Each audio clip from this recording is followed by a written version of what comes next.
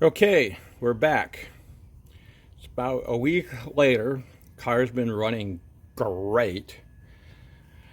However, of course, since it's the weekend, I can't have it to myself. I actually have to do vehicle maintenance again. And of course, it's the cooling system again. Was at the gas station, pulled in, getting gas. Everything was looking good, and all of a sudden I just hear a pops, and coolant started peeing out from the bottom of the car. It's like, WTF, what now? So my first hunch was, I still haven't gotten this hose in to replace this. I was like, all right, well, this slid off up here because this is kind of a hokey fix. Popped the hood, thing it was going to be a quick fix, and sure enough, that's good. Well, maybe it was the other end. Look down in there, and that hose is still attached fine. It's like, WTF, what's going on? So got a pressure tested the system, and sure enough, if you can see it, you can see where that duct tape is over that coolant hose down there. That's the lower hose going to the heater core. There's, on the bottom of that heater hose, there's a slit. It cracked right open. Pressure testing it, as long as it only had a couple of psi in there, it wasn't leaking. So I and I didn't want to call the freaking tow company again. I got a towing coverage on my auto insurance, but I already had this car towed once this month. I don't want to have it towed twice. So I put some duct tape on there, filled it up with just water, left the cap loose so it wouldn't build any pressure, monitored the engine temperature, and drove like hell home. It was only about 3 miles, and I got it home here safely. So today's project is going to be replacing that lower heater hose there. I had to order it from the Ford garage. They tell me it's going to be in about 10 o'clock this morning. None of the local auto parts stores had it, not even in their warehouse system. Napa, O'Reilly's, AutoZone, Rock Auto had it available, but I wouldn't get it till middle of next week. And for those of you, watching anytime around when this got released, where we have a tropical storm coming in this weekend. We're expected about 20-25 inches of rain here locally. So I would really like to have the car mobile, so if we need to get out, why we can, so it doesn't get flooded. So that's my project for today. I will try to make a few videos, maybe a couple pictures as I go along. It doesn't look like too bad a job. And good God, as often as I've had this freaking thing apart, I know exactly what tools to get at. So I'll keep you posted. Let's learn something.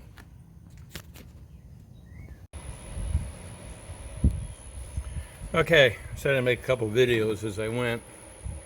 I've removed the coil pack, spark plug wires, coil pack, to get to the hose clamp, which is right down there. And it's being particularly troublesome.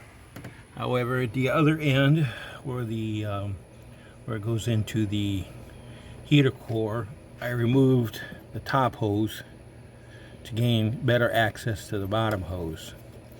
The bottom hose was real super simple to take off, and I'll show you better when I get this out. But it just has these two.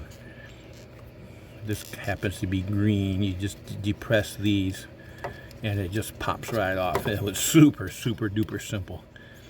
Kind of wonder why they decided to go to such an elaborate fitting for the bottom, but not for the top. I don't know. Some cost benefit analysis. It looks like somebody's Six Sigma project, but that's a story for another day.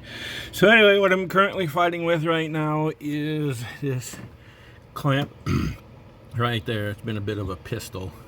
As you can see, I got all sorts of pliers and benders and other crap laying out, trying to get that spring clamp off of there. So I think I've almost got it. When I get it, I'll show you what I've done.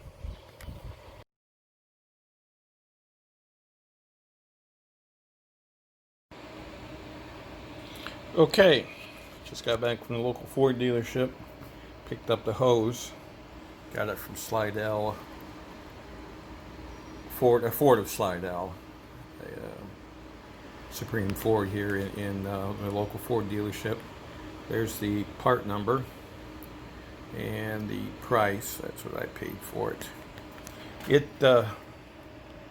is a complete hose assembly. It even comes with the spring clip, the connector in, even has the protective coating up here, much like this. It seems to have come off.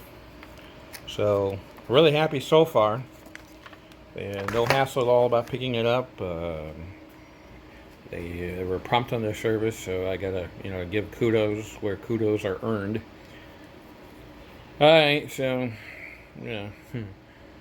go in and eat a lunch and change into my summer working gear, and then I will be back out and I'll install this, and I will keep you posted.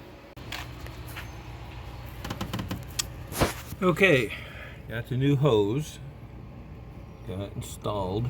Yeah, they just snapped right on, about the easiest installation I had, especially since that spring clamp was attached to the hose already. Just had to pop that in and it's in. So now it's just reassembling everything around it, putting the upper heater hose in, coil pack on, refilling it with coolant, and this project will be licked. Okay, got everything buttoned back up. Just topping off the coolant over here. And this is, if I didn't show it to you before, I'll show it to you now. I put a hose on the vent, fill it till it comes up to hose a little bit, and then cap it off real quick, pull it off and cap it. Of course, keeping a drain pan underneath to catch it. It is toxic, even though it has a bittering agent. You don't want the critters to get it. Yeah, okay, now I know somebody's going to point out that that fluid is green, so I must have been using the green antifreeze in here instead of the orange Ford approved antifreeze. The reason it's green is I added dye to the coolant, looking for coolant leaks earlier in this debacle, and that is a UV, shows up under UV light or wearing the UV glasses, and so it leaves it green. It doesn't hurt to leave that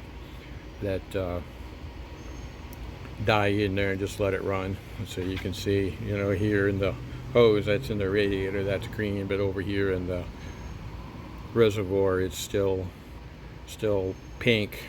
And as soon as I start the vehicle up, it'll mix up and that'll become pink also. So we'll see here, get everything back together, all buttoned up again, for seemingly the 100th frickin' time. I'll let you know how it goes. Okay, just got back from about a 50-mile test drive with this little booger. No runs, no drips, no airs. It performed really well.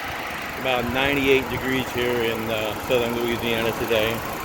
Middle of the day, hot in the gates of hell. So you can see the cooling fans running, the coolant recovery bottle, or overflow bottle. You can see where it's mixed, and it's nice and hot, so we know we got cooling going in there.